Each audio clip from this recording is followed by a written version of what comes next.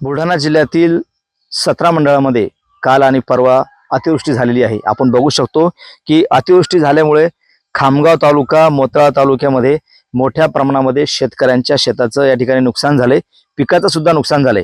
मी सध्या खामगाव तालुक्यातील गारडगाव इथल्या एका शेतामध्ये आहे। आपण बघू शकतो शेताची जी अवस्था आहे, अक्षरशः या ठिकाणी शेताचं वाळवंट झाले।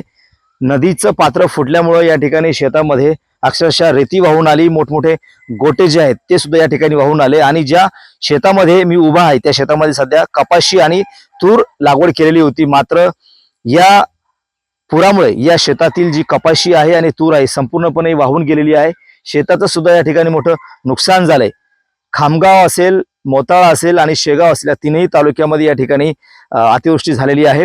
आणि 17 मंडळातली अतिवृष्टी पाहता मोठ्या प्रमाणामध्ये या ठिकाणी नुकसान झाले। 11,000 हेक्टरवरील शेतीचं या ठिकाणी नुकसान झाल्याचं प्राथमिक अंदाज आहे। तर 15,000 शेतकरी या ठिकाणी बाधित झालेले आहेत।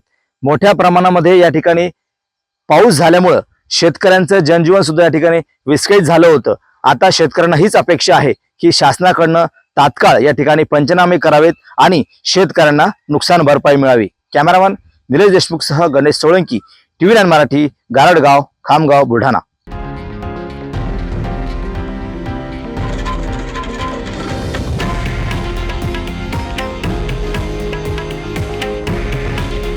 हे आहे देशातील नंबर 1 न्यूज नेटवर्क आणि आपण पाहत आहात TV9 मराठी। काळजी तुमची, हित महाराष्ट्राचं।